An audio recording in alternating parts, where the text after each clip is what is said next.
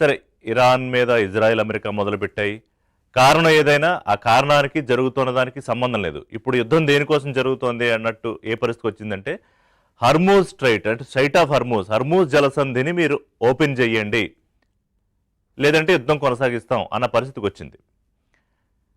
అక్కడి నుంచి రావాల్సిన సప్లైలంతా నిలిచిపోవడం, ఒక ప్యానిక్ సిచ్యుయేషన్ వచ్చేయడం. కాసేపు యుద్ధాన్ని పక్కన పెడదాం. ఇక్కడ హైదరాబాద్ నగరంలో పరిస్థితి ఉదయం 5 గంటల కన్నా ముందే పెట్రోల్ బంకుల దగ్గర బారులు తీరుతున్నారు. ఆ పెట్రోల్ బంక్ తెరుచుకుంటుందో లేదో కూడా తెలియదు. దాదాపు 30 నుంచి 40% పెట్రోల్ బంకులు తెరుచుకోవట్లేదు. ఉన్న 60-70% బంకుల్లో విపరీతమైన క్యూలు. ఈవెన్ ఇవాళ నేను పొద్దున్నే ఉదయం వచ్చేటప్పుడు కూడా 6:30-6 గంటల టైంలో అప్పటికే విపరీతమైన క్యూ ఉంది. అంటే దాదాపు ఒక 1/2 కిలోమీటర్ క్యూ ఉంది ఒక పెట్రోల్ బంక్ దగ్గర. దాదాపు అన్ని బంకుల దగ్గర అదే పరిస్థితుంది. ఎందుకు ఈ ప్యానిక్ సిచ్యుయేషన్ వచ్చింది? పూర్తిగా దీనికి యుద్ధానికి సంబంధం ఉందా అంటే నో, పార్షియల్లీ ఉంది. కానీ అసలు కారణం ఏంటంటే, ఈ పెట్రోల్ బంకులకు సంబంధించి ఆయిల్ కంపెనీలు ఏదైతే సప్లై చేస్తాయో అవి క్రెడిట్ బేస్ మీద ఇస్తాయి. అంటే ముందు నువ్వు క్యాష్ ఇచ్చి ఇవ్వగానే అప్పుడు నీకు ఆయిల్ ట్యాంకర్ సప్లై రావడం అట్లా ఉండదు. సప్లై చేస్తారు డిమాండ్కి తగ్గట్టు, తర్వాత బ్యాలెన్స్ చేసుకుంటూ ఉంటారు ఎంత ఇవ్వాలి ఏంటనేది. కానీ ఫైనాన్షియల్ ఇయర్ ఎండింగ్ ఉంది. సో మీరు ఇస్తే తప్ప మేము ఇవ్వము సప్లై, క్రెడిట్ మీద సప్లై ఇవ్వమని ఆపేసాయి ఆయిల్ కంపెనీలు. సో దట్ ఉన్న నిల్వల తర్వాత కొత్త సప్లై రావట్లేదు. దానికి తగ్గట్టుగా కొంత ఈ హర్మూజ్ స్ట్రైట్ వల్ల అక్కడి నుంచి రావాల్సిన షిప్పులు కూడా కొంత లేట్ అవ్వడము. అంటే గ్యాస్ మీద ముందు ప్రాబ్లం వచ్చింది అనుకున్నాం, కానీ పెట్రోలు డీజిల్కి సంబంధించి ఇంత కొరత వస్తుంది అనుకోలేదు. ప్యానిక్ గ్యాస్ బుకింగ్ చేసేసారు అందరూ. కమర్షియల్ సిలిండర్లు అయితే ఇప్పటికీ తెరిపిన పడలేదు. డొమెస్టిక్ కొంత డెలివరీలు అవుతున్నాయి, కొన్ని లేట్ అవుతున్నాయి. కానీ ఇక్కడ కేంద్రం, రాష్ట్ర ప్రభుత్వాలు ఆందోళన చెందొద్దు, పరిస్థితి అంతా బాగానే ఉంది. రాష్ట్ర ప్రభుత్వం నేను ఉత్తమ్ కుమార్ రెడ్డి మాట్లాడుతూ మన దగ్గర నిల్వలు ఉన్నాయి, మీరేం కంగారు పడకండి అని చెప్తున్నారు. నేను అఖిలపక్ష సమావేశంలో కూడా కేంద్రం స్పష్టంగా చెప్పింది. కానీ అక్కడ వాళ్ళు అధికారులు, ప్రభుత్వ పెద్దలు మాట్లాడేదానికి గ్రౌండ్లో పరిస్థితి పూర్తి భిన్నంగా ఉంది. దీనికి ఒక కారణం చెప్తాను మీకు. 2 రోజుల క్రితం పార్లమెంటులో ప్రధానమంత్రి మాట్లాడుతూ, కోవిడ్ నాటి పరిస్థితుల్లో అప్పుడు మనం ఎలాగ వ్యవహరించామో, సంయమనంగా ఎలా వ్యవహరించామో, ఇప్పుడు ఈ యుద్ధ సంక్షోభం ప్రభావం మన మీద ఉంటుంది కాబట్టి అందరూ కలిసిగట్టిగా దీన్ని ఎదుర్కోవాలి, ఆందోళన చెందకండి, అప్పుడు అంత పెద్ద సమస్య వచ్చినా సంయమనం పాటించాం కదా అని చెప్పారు.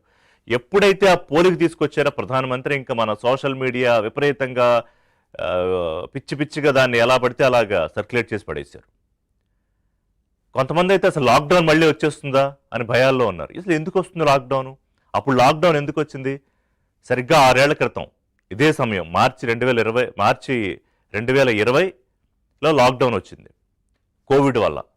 ఎందుకు వచ్చిందంటే అది వైరస్, దానికి ట్రాన్స్మిట్ అయ్యే కెపాసిటీ ఎక్కువ, వైరాలిటీ ఎక్కువ ఉంటుంది.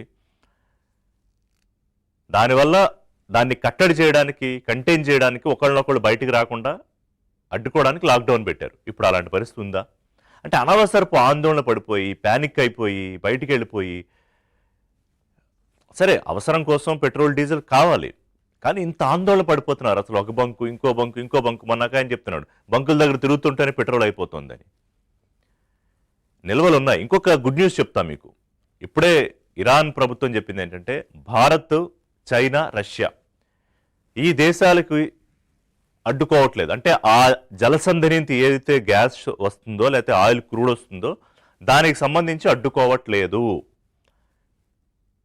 సో ఇబ్బంది లేదు, ప్యానిక్ కావకండి, మీ అవసరాల కోసం కొట్టించుకోండి.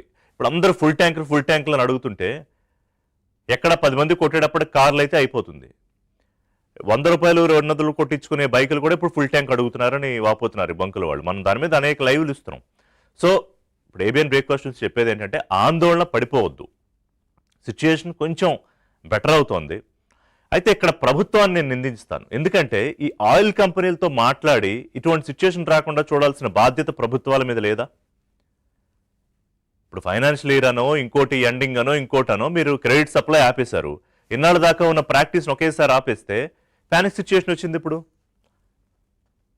అన్నిటికీ అంటే ప్రజలను కూడా పూర్తిగా నిందించడానికి లేదు. కొంత ఆందోళన పడుతున్నారు అంటే అక్కడ సిచ్యుయేషన్ అలా ఉంది. ప్రభుత్వ పెద్దలు మాట్లాడే మాటల్లో కూడా కొంత ఆందోళన కలిగించే రకంగా ఉన్నాయి. సో దయచేసి ప్యానిక్ అవ్వకండి అని నేను చెప్పదలుచుకున్నా. రైట్, ఇక యుద్ధం సంగతి ఏంటి? ఎవరికి తెలుసు ఆగుతుందా ఆగదా? ఇప్పుడు 5 రోజులు విరామం ఇచ్చారు, పాజ్. మనం అందుకే పెట్టాం షార్ట్ బ్రేక్ అని. ఎందుకు ఇచ్చారు? అసలు ఇరాన్ మాతో మాట్లాడేస్తోంది, బ్రహ్మాండంగా చర్చలు జరుగుతున్నాయి, అసలు అయిపోయింది, ఇరాన్ అంతా కొట్టేశాం, ఇంక ఇరాన్కి వేరే దారి లేదు, మాతో మాట్లాడడం తప్ప అని ట్రంప్ అన్నారు. అవి అబద్ధం అని చెప్పి గంటలో ఇరాన్ మొదలుపెట్టింది. అమెరికా కూడా ఇరాన్ మిలిటరీ స్థావరాల మీద దాడి చేసింది. ఇక ఇజ్రాయెల్ ప్రధాని నెతన్యాహు అయితే మీరిద్దరు ఏం మాట్లాడుకున్నా నాకు సంబంధం లేదు, మేము దాడులు కొనసాగిస్తాం. ఇప్పుడు తాజా డెవలప్మెంట్ ఏంటంటే ఒక 15 కండిషన్స్ పెట్టింది అమెరికా ఇరాన్కు. ఏది? ఈ 5 రోజుల తర్వాత యుద్ధం కొనసాగించకుండా ఉండడానికి, లేదా నెల రోజుల పాటు కాల్పులు జరపకుండా ఉండడానికి. అందులో నేను 15 కాదు, కొన్ని చెప్తా. మెయిన్ వాళ్ళ న్యూక్లియర్ కెపాసిటీ, అణు సామర్థ్యాన్ని పూర్తిగా రద్దు చేయాలి. అంటే భవిష్యత్తులో ఇరాన్ ఎప్పుడు కూడా న్యూక్లియర్ వెపన్ తయారు చేసే అవకాశం ఉండకూడదు.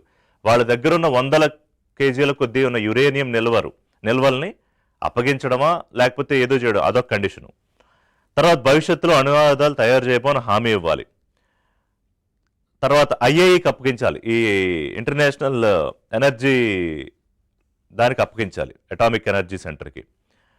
అలాగే అనుమతులకి పర్యవేక్షణ హక్కులు ఇవ్వాలి ఐఏఏకి. ఇంకా గ్రూపులకు సంబంధించి ఈ కొన్ని గ్రూపులు ఉన్నాయి, హమాస్, హౌతీ, ఈ గ్రూపులకు సంబంధించి వాటిని మద్దతు ఇవ్వకుండా ఉండాలి అని కండిషన్స్ ఏవో పెట్టింది. ఇరాన్ ఏం చెప్పిందంటే మీ కండిషన్స్ మేము ఒప్పుకోవట్లేదు, మా కండిషన్స్ మీరు ఒప్పుకుంటే అప్పుడు మేము యుద్ధం ఆపుతాం అని ఇరాన్ అంటోంది. గల్ఫ్ దేశాల్లో అమెరికా స్థావరాలు మూసేయాలి, మాపై ఇప్పటిదాకా మీరు చేసిన దాడులకు నష్టపరిహారం ఇవ్వాలి, హర్మూజ్ జలసంధి నుంచి వెళ్లే నౌకలకి రుసుము, టోల్గా, అంటే ఇప్పుడు $2 మిలియన్ అంటే 18 కోట్లు కట్టాలి ఒక షిప్ దాటాలంటే Hormuz strait. So Bharat, China, రష్యాలకు మాత్రం తీసేసింది, మిగతా వాళ్ళు ఎవరు దాటాలన్నా కూడా డబ్బులు కట్టి వెళ్ళండి అని చెప్తోంది. సో ఈ కండిషన్స్ ఇరాన్ పెట్టింది. అంటే ఇప్పుడు ఏంటి? షరతులతో యుద్ధం అని ఉంటుంది. అంటే షరతులు కప్పుకుంటే ఉండదు, లేకపోతే ఉంటుంది. ఆల్రెడీ జరుగుతోంది. నెతన్యాహు ఏమన్నారు కొంతసేపటి క్రితం? వాళ్ళ డిఫెన్స్ ఫోర్సెస్కి ఏం ఆదేశాలు ఇచ్చారు? మీరు దాడులు చెయ్యండి, భీకరమైన దాడులు చెయ్యండి అని. అంటే మరి ట్రంప్ చెప్పిన మాటకి నెతన్యాహు విలువ ఇవ్వట్లేదు. మనం కూడా చెప్పా, వాళ్ళిద్దరికీ డిఫరెన్స్ వచ్చేసింది ఈ యుద్ధంలో అని చెప్పి. మొదలుపెట్టింది ఇజ్రాయెల్ ప్రేరణతో ఇజ్రాయెల్, అమెరికా కలిపి మొదలెట్టాయి. ఇప్పుడు కొంత బయటికి రావడానికి ట్రంప్ ప్రయత్నం చేస్తున్నారు, కానీ నెతన్యాహు దానికి సిద్ధంగా లేరు. ఎందుకని?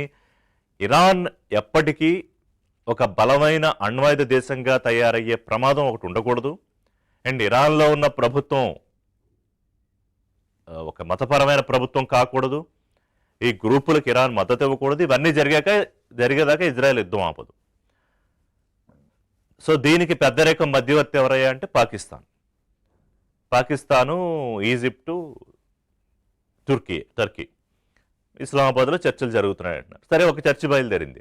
అదేంటి? భారతదేశం ఇంత పెద్ద మనం విశ్వగురు కాబోతున్నాం, మోదీ గారు మాట్లాడారు, అక్కడ ప్రధానమంత్రితో ట్రంప్తో మాట్లాడారు, చర్చలు మన దగ్గర కదా జరగాలి, మనం కదా ఆపాలి అని. దానికి కేంద్రం నిన్న అఖిలపక్ష సమావేశంలో మనం పాకిస్తాన్ లాగా బ్రోకరేజ్ చేయం, మనం దళారీలం కాదు, 81 నుంచి కూడా పాకిస్తాన్ అమెరికా వాడుకుంటోంది, ఇప్పుడు కూడా వాడుకుంటోంది అని. సరే, అదొక చర్చ.